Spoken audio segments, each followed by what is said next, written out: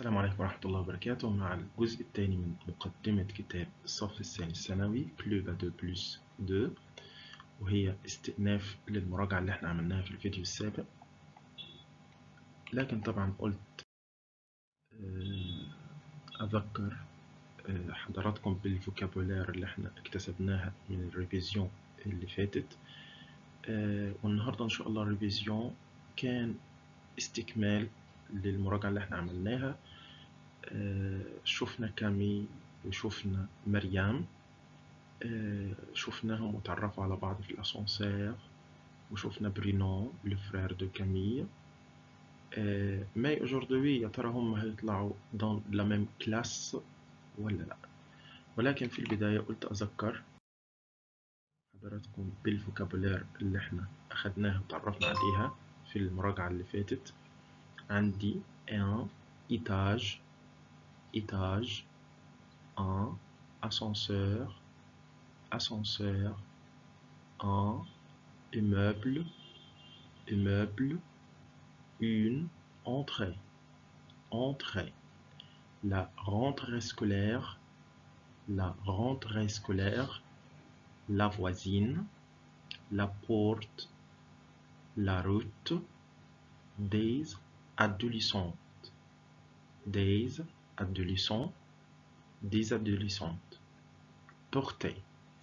porter le verbe, sembler يبدو عليه مثلا، أو discuter يناقش، naviguer blanc blonde، sociable timide، bavard bavarde، antipathique زي ما شفناها. طبعا كانت من ضمن الصفات اللي ما كانتش مستخدمة مع الشخصية مريم، فكانت antipathique كريه أو غير ودي أو منفر زي ما تعرفنا عليها في المراجعة السابقة. طيب النهاردة بنشوف الجزء الثاني من الريفيزيون، وهي كانت زي ما شفنا في الجزء اللي فات ان هما كانوا dans l'ascenseur و dans l'entrée de l'immeuble. النهاردة ان شاء الله هنروح معاهم au lycée وهنشوف اذا كانوا dans la même classe ولا. طبعا لو شاهدنا او شفنا الاليستيغاسيون اللي مرسومة هندور فيها على مريم وكامي، يا ترى هيطلعوا dans les classes ولا لا.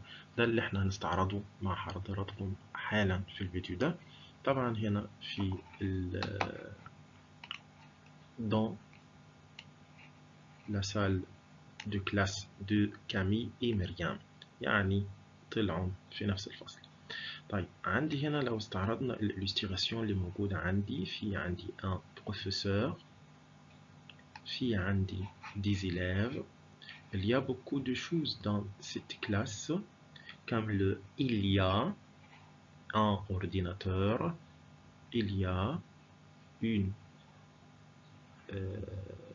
table ou des tables, il y a un bureau, il y a une chaise, il y a un bureau, il y a un horloge, il y a une carte. طبعا ده كله هنتعرف عليه حالا، ولكن هنتعرض لأول سؤال عندنا اللي هو بيقول écoute qui parle un élève ou un professeur. المفروض ان احنا هنسمع مقطع صوتي. في المقطع الصوتي ده هنقول الجمل اللي عندي دي اللي قالها ان بروفيسور ولا ان إلاف، وبس تحديدا كده هنقول الإلاف اللي واقف على الباب ده فهنسميه ان إلاف ريتارد، اللي هو بيكون تلميذ متأخر. ريتار. طيب لو جينا نستعرض الصوت اللي عندنا أو المقطع الصوتي عشان نقدر نقول هي الجملة دي من قبل البروفيسور ولا من قبل التلميذ أو التلميذة. طبعا حضراتكم هنستعين بالورقة والقلم، هنكتب 1 2 3. يا ترى هتطلع الجملة اللي ان بروفيسور ولا ان إلاف؟ نسمع مع حضراتكم. 1. Écoute. Qui parle? Un élève ou un professeur? 1. Ouvrez les livres Page 6. 2. Bonjour, excusez-moi. 3. Prête-moi ta règle, s'il te plaît. 4. Silence, s'il vous plaît. 5. Éteignez vos portables. 6. Comment on dit portable en français? 7. Monsieur, je n'ai pas mon livre.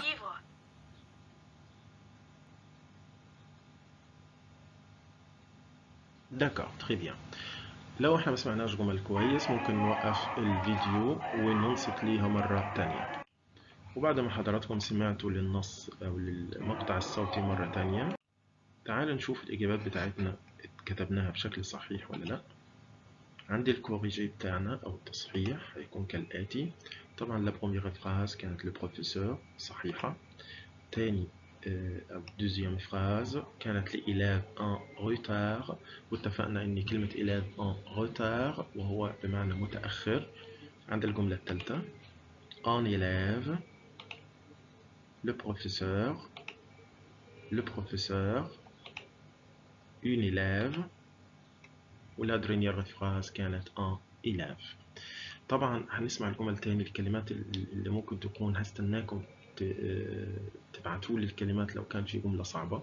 طبعا احنا اعتمدنا ان احنا بنستنتج العبارة، مش كل حاجة بيقولها المسيو، ولكن احنا بالعين وبالاستماع بنقدر نحدد السؤال أو الفكرة المطلوبة. طيب لو اتنقلنا لسؤال بعد كده بيقول لي فيها observe les illustrations et réponde. observe les illustrations et réponde. نلاحظ الرسمة اللي موجودة كويس وبعد كده نجيب على الأسئلة. طبعا ده هنستعين برضو بالكي بتاعنا. بيقول لي est-ce Camille et Mariam est-ce que Camille et Mariam sont dans la même classe. يا ترى هنا هنقول إني كامية ومريم بيكونوا dans la même classe et pourquoi؟ لماذا؟ طبعا لو احنا بصينا في الإليستراسيون كويس فهنلاقي عندنا مريم وكامية قاعدين جنب بعض. طيب يبقى العبارة بتاعتي طبعا oui Camille et Mariam sont dans la même classe. d'accord. maintenant lettre B. comment s'appelle le professeur؟ حد يقدر يقول لنا اسم البروفيسور؟ يا ترى هو قاله في المقطع الصوتي؟ لا. طب ممكن احنا نستنتج فين هو اسمه؟ طبعا يا مسيو احنا لو بصينا على التابلو هنلاقيه كاتب اسمه مسيو ايوان ليفاسور. مسيو ليفاسور ده كان اسم البروفيسور عشان يعرف نفسه للطلبة بتوعه. يبقى il s'appelle Monsieur Levasseur. طيب لو رحنا للتر سي il y a combien d'élèves dans la classe؟ il y a combien d'élèves dans la classe؟ طبعا هنا السؤال بكومبيان دو وعايز يعلمها لي اللي هو بيسأل بيها عن العدد. يعني كل اللي مطلوب من حضراتكم اللي احنا هنعد وهنشوف كام إلاف dans cette classe. هسيبكم تعدوهم وتقولوا لي هم كام إلاف موجودين. ونخلي بالنا علشان في ناس ما بتاخدش بالها وهنعد بشكل مغلوط، ولكن خلينا نقول العدد الصحيح اللي هيطلع يا ترى كام. ولكن هنتقل للتر دي بيقول لي كلار ايتيل كلار ايتيل كلار ايتيل. وان شاء الله بنوضح الساعات والاعداد الوصفيه والترتيبيه وشويه حاجات كده في الحصه ان شاء الله الاونلاين لما بيكون البث المباشر ان شاء الله اللي هنعقدها قريب جدا. هنتكلم فيها ازاي نقول الساعه ونتذكرها مع بعض، هنعمل ازاي الاعداد الوصفيه او الترتيبيه الى اخره. فكلار ايتيل maintenant. Qu'est-ce que ça veut dire l'heure est-il؟ كلار est-il طبعا عارفين ان اور بمعنى ساعة، وكيل كلمة استفهام بنسأل بيها على مفرد مؤنث est-il كلار est-il.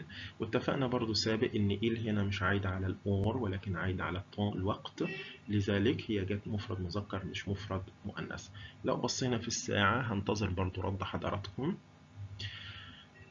سي كيل ماتيير، سي كيل ماتيير. لو استنتجنا هي أي مادة هم البروفيسور بيديها لهم أو بيستعرضوها، سي كيل ماتيير متروكة برضو لذهن حضراتكم، ممكن نفكر ونقول هم بيدرسوا مادة إيه. أما في لتر F فكان c'est toutes les matières que tu connais. c'est toutes les matières que tu connais. اذكر المواد اللي حضرتك بتعرفها. c'est toutes les matières، كل المواد que tu connais التي تعرفها. طبعا لو احنا هنوقف الفيديو هنجاوب الإجابات دي في الكاييه وهنطابق الإجابات اللي هيعملها المسيو واللي هتظهر قدام حضراتكم حالا. طبعا في الكوريجي بتاعي لو انا بصيت وقلت est-ce que Camille et Mariam sont dans la même classe? Oui, elles sont assises côté à côté. Oui, elles sont assises côte à côte. Oui, elles sont assises côte à côte وهم بيجلسوا بجانب بعضهم. لو احنا شفناه عند رقم 8 زي ما هو واضح مع حضراتكم. طيب لو شفنا لتر B، comment s'appelle le professeur? Il s'appelle Monsieur Levasseur. Il s'appelle Monsieur Levasseur. عرفناها ازاي يا مسيو؟ c'est écrit au tableau. c'est écrit au tableau اللي هو كتبها على التابلو. لتر C، il y a combien d'élèves dans les classes؟ يا ترى مين عندهم بشكل مظبوط؟ فكان 18 élèves avec celui qui se trouve à la porte، باللي موجود كمان عند الباب. طبعا ما ننساش ان في واحد في الاخير خالص وفي بنت قاعدة جنب اللي هو عند رقم 6 اللي بتفتح شنطتها. تمام، فلو عديناهم بشكل مظبوط وشكرا للي عدهم بشكل مظبوط يبقى أنا عندي 18 élèves avec celui qui se trouve à la porte، باللي موجود عند الباب. أما في لتر داي فكنا بنقول quelle heure est-il، هي الساعة كام maintenant، فكانت il est 13h40. il est 13h40. لتر E، c'est quelle matière، إيه المادة اللي هم بيدرسوها. le cours d'espagnol، le cours d'espagnol. Il y a une carte de l'Espagne où meurt، علشان موجود كارت. بس هنا للإيضاح طبعا لما نبص في الكارت كويس في كتاب المدرسة هي مش اسبانول ولكن فرنسي. طبعا تعدلت الإجابة لكور دو فرنسي، بعتذر نحن كتبتها كده لكور دو فرنسي parce que il y a une carte de France où meurt، pas d'espagnol pas d'Espagne mais c'est le cours de français. ليه يا مسيو؟ علشان il y a une carte، بيوجد خريطة de فرانس meurt على الحائط. لو بصينا فيها كويس هنلاقيها فرانس مش اسبانيا. اما la dernière question هو اخر سؤال عندي، cite toutes les matières que tu connais اللي انت بتقدر تعرفهم، فكان عندي طبعا اسبانول، فرنسي، المان، بيولوجي، ارت بلاستيك، سبور، ماتيماتيك إلى آخره. طبعا من المواد اللي حضراتكم ممكن تكونوا عارفينها وممكن نضيفها ونتذكرها بمخنا. طب لو انتقلنا لجزئية تانية بيقول لي observe et associe le mot à l'image. هنلاحظ ونوصل الكلمات في الصورة. observe et associe le mot à l'image. طبعا عندي كلمات une chaise، une chaise، une chaise، une table، une carte، une horloge. horloge، والhorloge طبعا اللي هي فعلا كلامك مظبوط وهي كانت ساعة الحائط. un bureau، un bureau، un bureau اللي هو فعلا مكتب. une fenêtre، une fenêtre، une fenêtre. un sac à dos، un sac à dos. une trousse، une trousse. des stylos، un ordinateur. ان اورديناتور، طبعا هو جهاز الحاسب الآلي أو جهاز الكمبيوتر. طبعا ممكن نوقف الفيديو ونحاول نوفق الأرقام مع الكلمات وبعد كده نشوف الإجابة الصحيحة. طبعا أنا مش هوقف الفيديو، ولكن حضراتكم ممكن نوقفه ونطابق الأرقام مع الكلمات. لو احنا بصينا في لتر A هنا، طبعا هنلاقي un ordinateur. Numéro 2, une chaise. 3,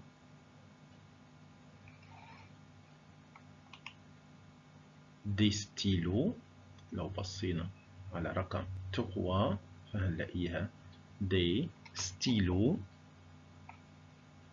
طيب لو رحنا لرقم 4، طبعا هنا هي رقم 3 اللي هي في أول ديسك عندي. lettre 4, une horloge، وهي ساعة الحائط فعلا، une horloge. 5, une carte، ممتاز. 6, un sac à dos، un sac à dos اللي هتقضيها فيها وتطلع منها الأغراض بتاعتها. 7 طبعا اللي هو كان une fenêtre، fenêtre اللي هو الشباك. 8، une trousse اللي أمام مادموزيل مريم وكامي، une trousse.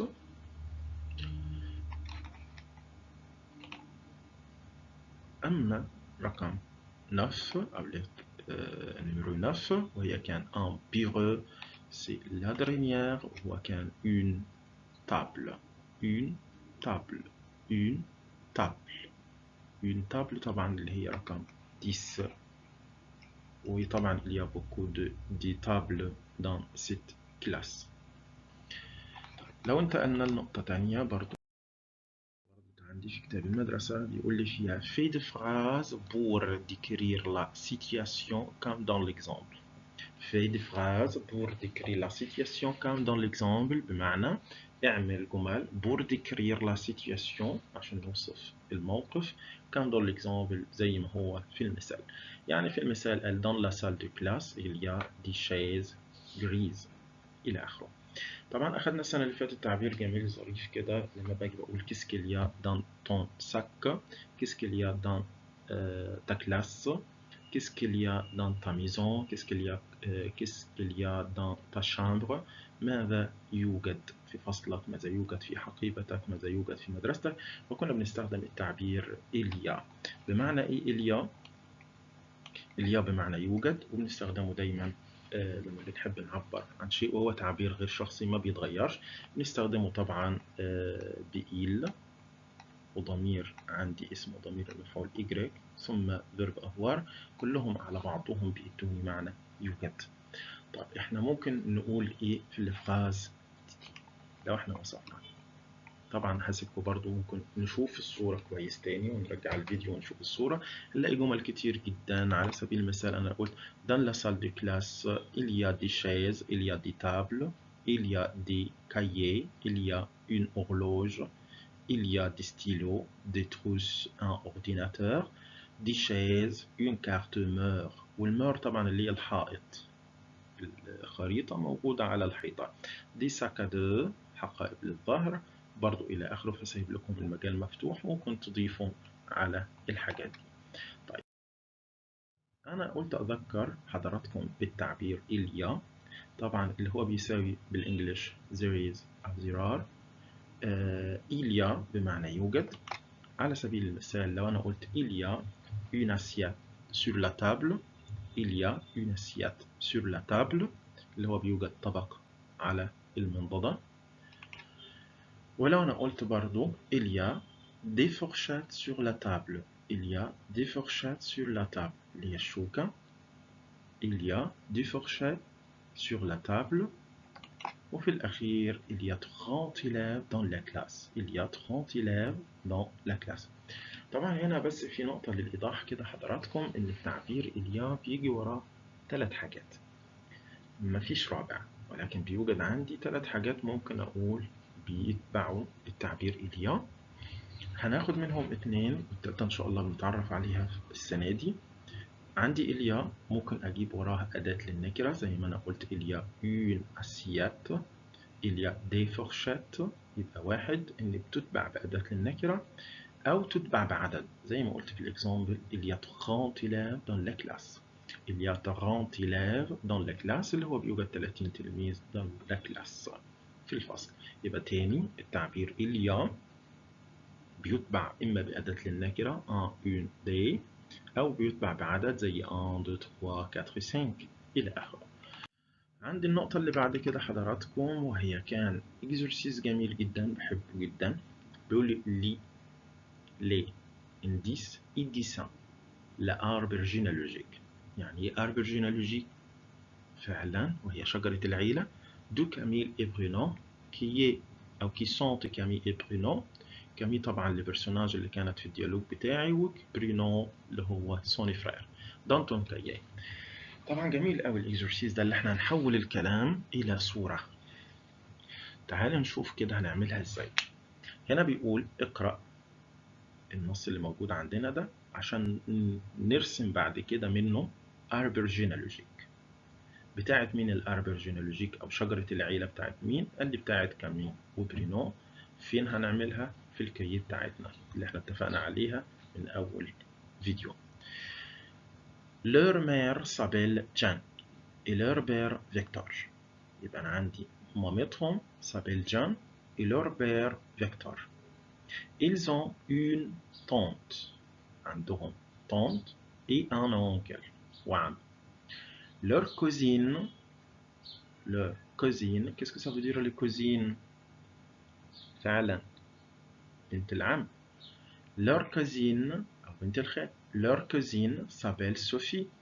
La mère de leur cousine s'appelle Marion.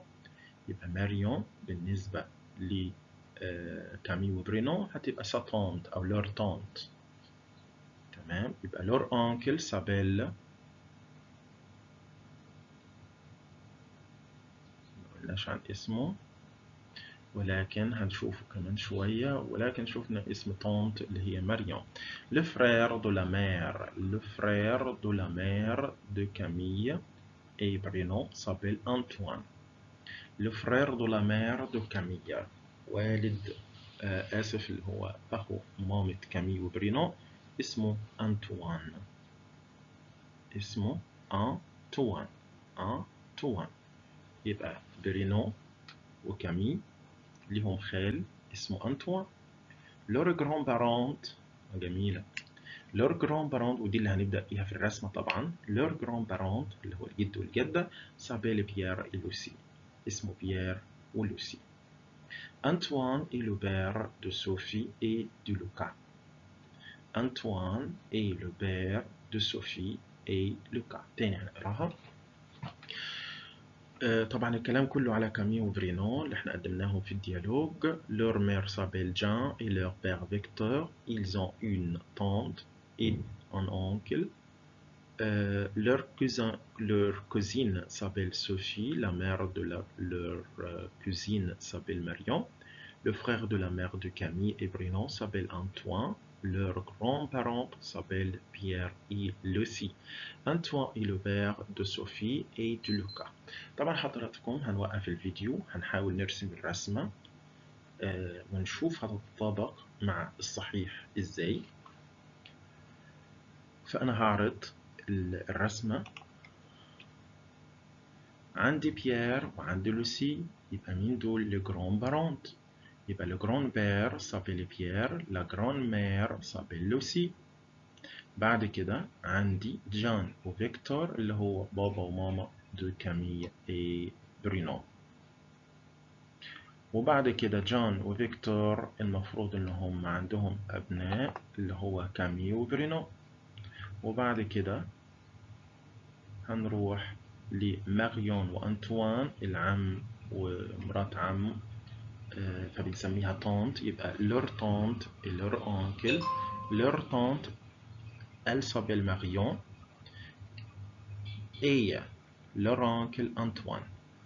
الكوزان والكوزين عندي لوكا وصوفي. لوكا c'est cousin de Camille et Bruno et Sophie leur cousine de Camille et Bruno. الصورة بشكل تاني واضح. يبقى بيير لو جران بير، طبعا الصورة مش واضحة شوية، أنا قلت أخبيها بحيث إن حضراتكم تقدروا تعملوا الشكل ده. وكان في هنا تقييم اللي هو إتوا. حضراتكم المفروض اللي احنا هنعمل أربر جينولوجيك دو توا، وبعد كده تبعتوها لي ونشوف هنعملها ازاي، وأتعرف على كل واحد من حضراتكم بالأربر جينولوجيك بتاعته. أما في السؤال 6، طبعا من ضمن المراجعة بتاعتنا اللي احنا بنتكلم فيه عن الأمبلوا دو طون، ده هو جدول المواعيد أو جدول الحصص. بيقول لي هنا regarde l'emploi de temps de Camille et Mariam pour la journée de mardi, répond par vrai ou faux et corrige. جميل السؤال. regarde l'emploi de temps de Camille et Mariam pour la journée de mardi. يبقى هنا بس بتاع يوم ايه؟ ماردي. وماردي طبعا اللي هو يوم الثلاثاء. répond par vrai ou faux et corrige. اللي احنا هنعمل إجابة بفراي أو فو ماي كوريج، هنصحح الإجابة. طيب لو بصينا هنا بيقول لي elles ont activité à 10 heures. سامع حد بيقول لي activité يعني ايه يا مسيو؟ سامع حد تاني يجاوب. activité la science de la vie et de la terre، وهي كانت علوم الحياة والأرض زي ما أخذناها السنة اللي فاتت وتعرفنا عليها، وطبعا ده هيكون في 10 heures. يا ترى العبارة بري ولا فو؟ تعال نشوفها كده مع بعض، هسيبها لكم برضو شوية تجاوبوها. Le cours d'anglais est à 8 heures. Le cours d'anglais est à 8 heures. Le cours وهي الحصة d'anglais est à 8 heures. الساعة 8. Camille et Mariam sont en cours de français à 15h25. Camille et Mariam sont en cours de français à 15h25. إن كامي ومريم بيكون عندهم حصة فرنساوي الساعة 15:25 دقيقة. يا ترى العبارة فغي ولا فو إيكوريج؟ برضه هنوقف الفيديو ونشوف الإجابة هتتطابق معانا ولا لأ. في الكوريج بتاعنا بيقول لي لتر A اللي هي elles ont à 10 heures، عندهم activité à 10 heures. طبعا العبارة فو. لو بصينا هنا عندي 10 heures 10 heures بالضبط عندهم ريكرياسيون، لكن 10h10 عندهم activité. يبقى العبارة فري ولا فو؟ فو. elles ont activité à 10h10. mais 10 seulement العبارة فوس. طيب لو بصينا في الدوزيام فاز واللتر بي بيقول لي فيها الكور دونجلاي اي ا 8h. ترى العبارة فري ولا فو؟ تعال نروح للساعة 8.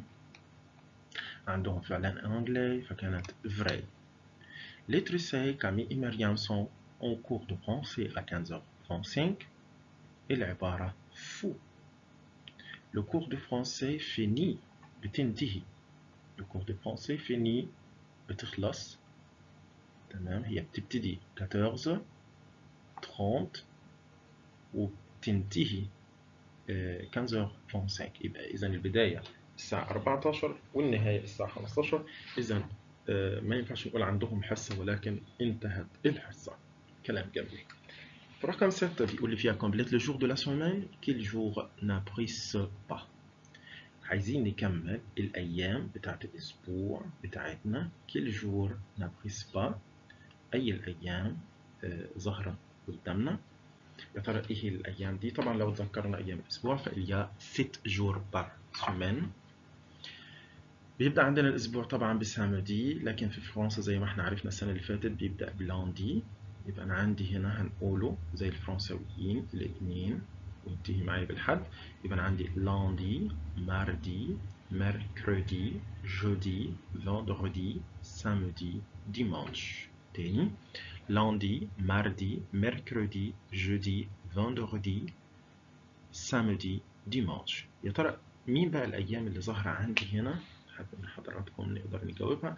برضه ممكن نوقف الفيديو ونشوف هنجاوبها صح ولا لا، ونشوف الكوريجي افيك مسيو. الكوريجي طبعا اللي عندي la première jour lundi، deuxième jour mercredi، troisième jour jeudi et le vendredi. il manque mardi samedi dimanche. طبعا il manque هنا اللي هو مش موجود أو اللي ناقص يوم الماردي الثلاثاء samedi السبت et dimanche والأحد. il manque mardi samedi et dimanche اللي هي اللي ناقصة أو الأيام اللي ناقصة. ختاما أقول لحضراتكم هنا خلصت المراجعة، وعلى أمل اللقاء إن شاء الله مع الوحدة الأولى من منهج الصف الثاني الثانوي لكلوب دي سيتادان، وأشوفكم على خير. Merci, au revoir et à bientôt.